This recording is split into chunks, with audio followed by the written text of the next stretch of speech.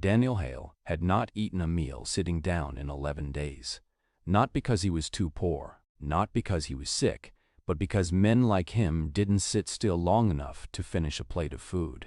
At 44 years old, he had built one of the fastest-growing logistics companies in the Midwest from nothing more than a second-hand cargo van and a stubbornness that his late mother used to call a gift and a curse at the same time. He was worth more money than he could ever spend in 3 lifetimes, and yet on that cold Tuesday morning in October, standing on the tarmac of a private airfield just outside Chicago, he looked like a man who was late to the most important meeting of his life, because he was.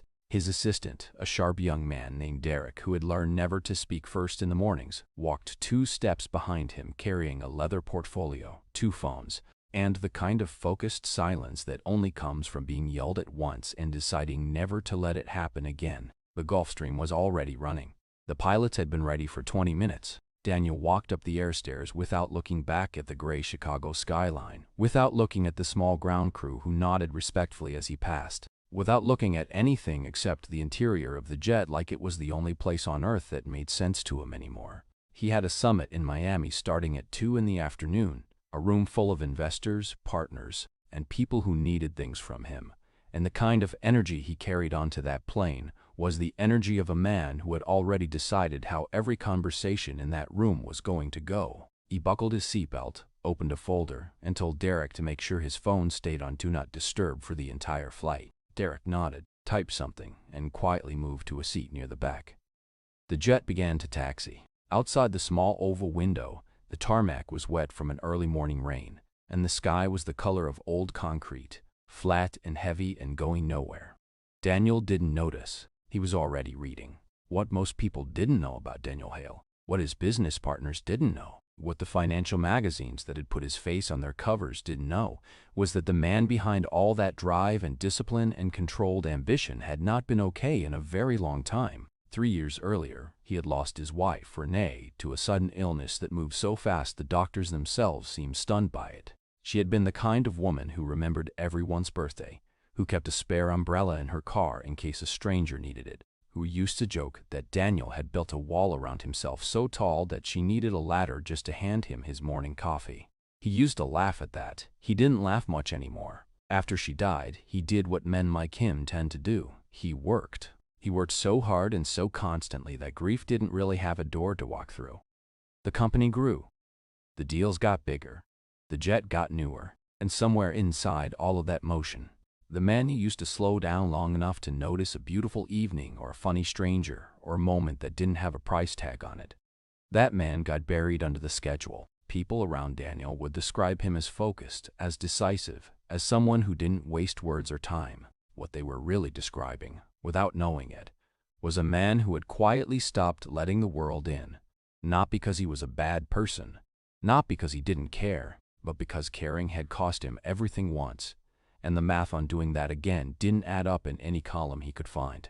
So there he was, 44 years old, flying at 30,000 feet above a city he barely saw anymore, reading a document about profit margins, completely unreachable, completely in control, and completely alone in a way that had nothing to do with the number of people on that plane. He had exactly one notification setting turned on, emergency contacts only, a feature Derek had set up after a family scare 2 years back that Daniel had never bothered to turn off. His phone sat face down on the seat beside him.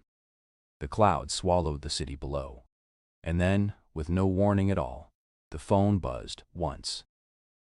Daniel did not pick up the phone right away. He had trained himself over years to ignore interruptions the same way you train yourself to sleep through noise. At first it takes effort, and then one day you realize you stopped hearing things that used to matter. He finished the sentence he was reading, turned a page, and told himself it was probably Derek confirming something about the landing arrangements. But the buzz had come through his Do Not Disturb, which meant it wasn't Derek, and the back of his mind knew that even before he admitted it to himself.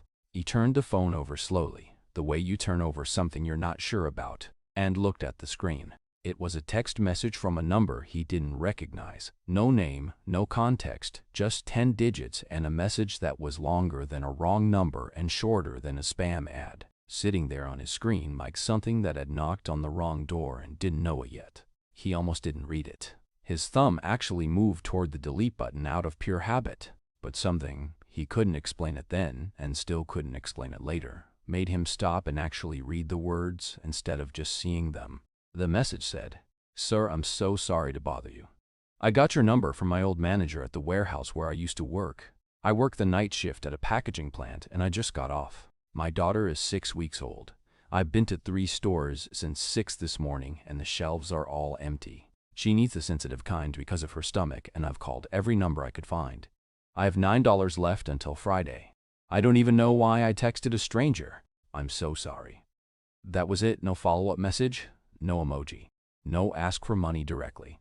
Just a young woman who had clearly been awake all night, who had driven to 3 stores before most people had eaten breakfast, who was running on no sleep and no options and $9, reaching out to a name she had pulled from some distant connection because she had run out of closer ones. Her name, he would learn later, was Brianna, 23 years old, living in a working-class suburb about 40 minutes south of the airport he had just left. She had found his name weeks earlier in a community job board group chat where someone had once mentioned him as a contact in logistics and supply chain. She had never messaged him before. She had stared at his number in her phone for 2 hours that morning before finally typing and sending those words, and the moment she hit send, she had felt immediately embarrassed, already composing an apology in her head for bothering someone important who definitely wasn't going to respond. Daniel read the message once. He set the phone face down again. He looked out the window at the clouds, which had thickened since takeoff, and were now a solid white floor beneath the plane that made it look like nothing existed below them.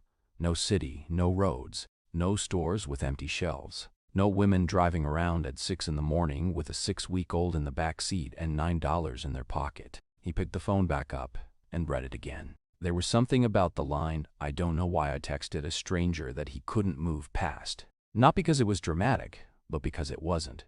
It was just honest. It was the kind of honest that doesn't perform itself. The kind that slips out when a person is too tired to be anything else. He had not heard that kind of honesty in a long time. The world he moved through every day was full of people who chose their words carefully around him, who packaged things nicely, who framed problems as opportunities, who smiled before they needed something and after they got it. This was none of that. This was just a tired young mother who had run out of road and sent a text into the dark because she didn't know what else to do. Daniel sat with that for a moment. The jet hummed steadily around him. Derek was quiet in the back. Miami was about 2 hours away. The summit room would be filling up right now. Coffee getting poured, handshakes happening, his empty chair starting to draw glances. He knew all of that. He thought about all of that. And then he typed back 2 words. "Still there?" She replied in under a minute. Just 1 word, "Yes." And something about how fast that response came through told Daniel everything he needed to know about what kind of morning she was having. A person who is fine doesn't sit staring at their phone waiting for a stranger to text back. A person who is fine goes home, makes coffee, puts the baby down, and moves on with their day. She had sent that first message, and then almost certainly sat there with her heart in her throat waiting to see if the silence that followed was the polite kind or the permanent kind. And when his 2 words appeared on her screen, she had grabbed that phone so fast she probably startled herself. He knew that without being told. He called the number. It rang twice, and she picked up with the careful voice of someone who was trying very hard to sound more together than they felt. The voice people use when they don't want to seem like they're falling apart, even though every single thing about the situation makes it clear that they are. She said hello like it was a question. He said his name and told her he had read her message and he wanted to understand what exactly she needed. There was a pause on her end, the kind of pause that happens when someone has been bracing for rejection so long that actual kindness throws off their balance completely. Then she started talking, quietly at first and then steadily, the way water finds its level. She told him her daughter had been on a standard formula, but it had caused so much stomach pain that the pediatrician had switched her to a sensitive blend, the kind that was already hard to find before the shortage, and now was nearly impossible to track down in her area. She had checked 3 grocery stores, a pharmacy, and a big box retailer, all before 7 in the morning, loading and unloading the baby at every stop, and every shelf in every aisle had been either completely empty or stocked with the wrong kind. She wasn't asking him to solve the world. She just needed 1 or 2 cans to get through the next few days until her next paycheck landed, and she could try to order some online. She said this in a tone so matter-of-fact and so carefully stripped of self-pity that it made the whole thing harder to hear, not easier. Daniel listened. He didn't interrupt, didn't try to fast-forward to the solution the way he normally did in every conversation he had. He just listened, and the jet hummed, and outside the windows the sky was so bright and clean and untouched that it felt almost offensive compared to what was being described in his ear. When she finished, he asked her one question. He asked her the name of the specific formula. She told him. He said he would call her back, and he meant it, which was not something he said lightly because he had learned long ago that telling someone you'll call back is one of the smallest and most breakable promises a person can make. He hung up and sat completely still for about 4 seconds, which for Daniel was a long time. Then he pressed the intercom button and told his pilot to turn the plane around. The pilot, a calm and experienced man who had been flying Daniel for 6 years and had never once been asked to reverse course mid-flight, repeated the request back in the careful tone of someone confirming they heard correctly and hoping they hadn't. Daniel said yes, back to Chicago, and then clicked off the intercom before the follow-up question could come. Derek appeared from the back of the plane with the expression of a man trying very hard to look professionally neutral while internally short-circuiting. Daniel told him to get on the phone with a regional distribution contact in the Chicago area, a man they had worked with twice before on supply chain logistics, and find out if he had access to any cases of sensitive infant formula, and if so, how fast they could get their hands on it. Derek opened his mouth, closed it, and started dialing. The jet banked left, slow and wide, and through the oval window Daniel watched the white floor of clouds tilt sideways as the plane curved back toward the city he had left 40 minutes ago. His phone was already buzzing with messages from Miami, his assistant there, his partners, the event coordinator, little cascading notifications stacking up one after another like the world trying to remind him of his priorities. He didn't look at a single one. The distribution contact came through within 40 minutes. Derek had tracked down 3 cases of the exact formula, sitting in a regional warehouse that Daniel's company had a standing relationship with, about 20 miles from where Brianna lived. By the time the jet touched back down in Chicago and Daniel was in the back of a black town car moving through late morning traffic, Derek had already arranged for the cases to be pulled and held. The original plan had been for a courier to handle the delivery. Clean, efficient, done in an hour. But somewhere between the airfield and the highway, Daniel told the driver to change course and head to the warehouse himself. Derek, sitting in the passenger seat, turned around slowly with the expression of a man who had genuinely lost track of what day it was. Daniel didn't explain. He just looked out the window at the city sliding past and said nothing, and after a few seconds Derek turned back around and updated the GPS. The warehouse was a low, flat building on the edge of an industrial stretch of road, the kind of place that keeps the world running without anyone ever thinking about it.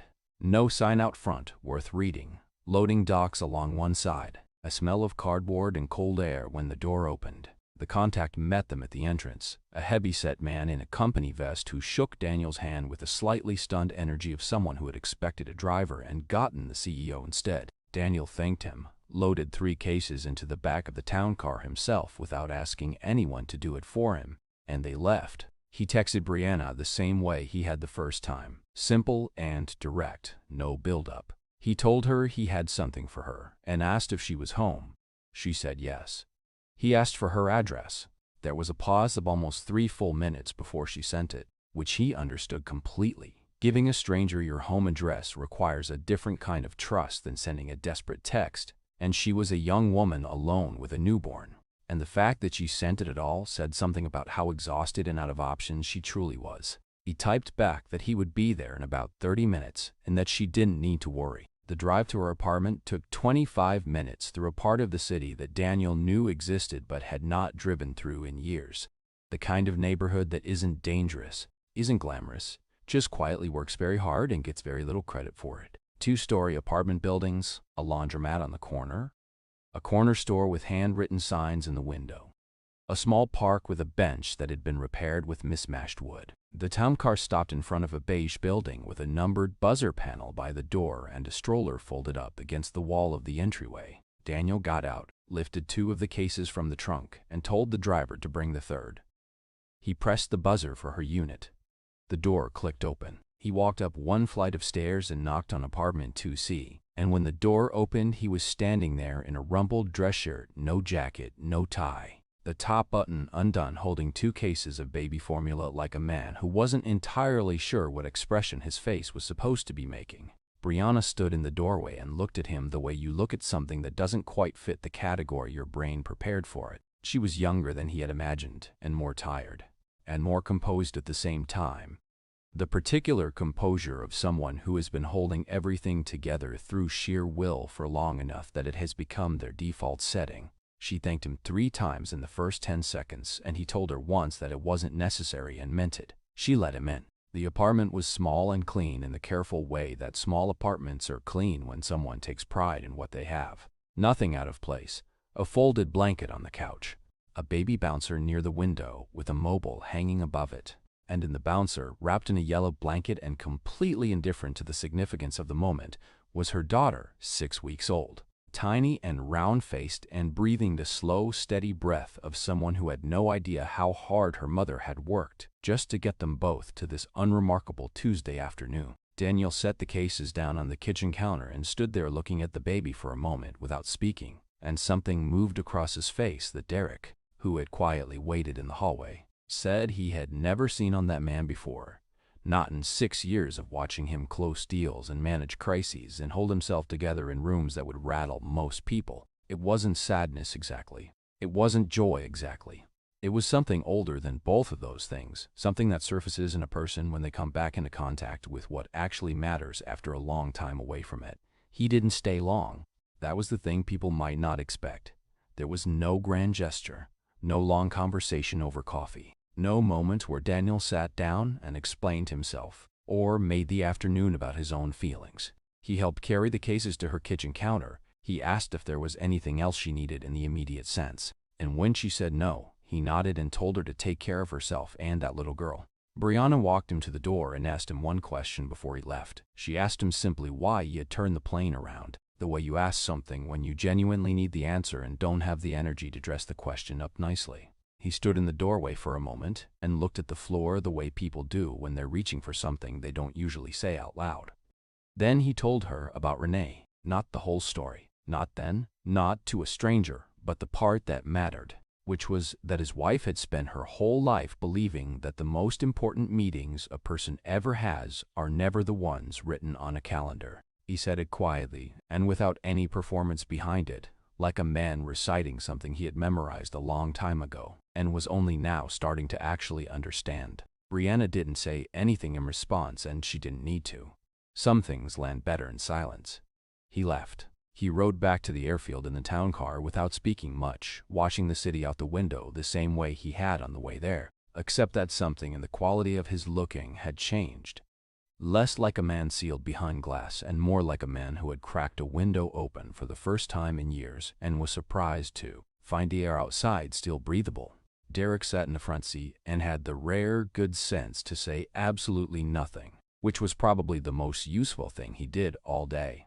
The Miami summit had ended by then. His partners had sent messages ranging from concerned to irritated to confused, and he read through them on the flight back south that evening without the usual tightening in his chest that came from feeling behind or out of control. He sent back a short message saying he had handled a personal matter and would reschedule at the earliest convenience.